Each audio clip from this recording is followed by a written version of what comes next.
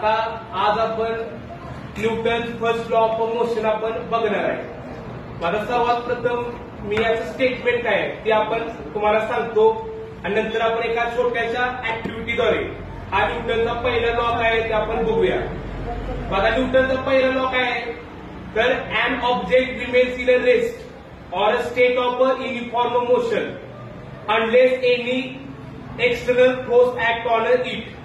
म्हणजे थोडक्यात याचा अर्थ काय आहे तर जर एखादा ऑब्जेक्ट आहे जर मोशन मध्ये असेल तर मोशन मध्येच राहायला बघणार आहे आणि रेस्ट असेल तर रेस्ट अवस्थेतच राहायला बघणार आहे जोपर्यंत आपण त्याच्यावर बाहेरून कुठलाही एक्सटर्नल फोर्स ऍक्ट करत नाही तोपर्यंत. आता या थोडक्यात या लॉच आपण एक एक्सपेरिमेंटद्वारे बघूया कसं आहे की आता मी एक कार्डबोर्ड घेतलाय नंतर कार्डबोर्डवर आपण एक छोटस पॉइंट ठेवले. आता तुम्ही या कार्डबोर्डवर काय करू शकताय स्ट्राईक करू शकताय बघा.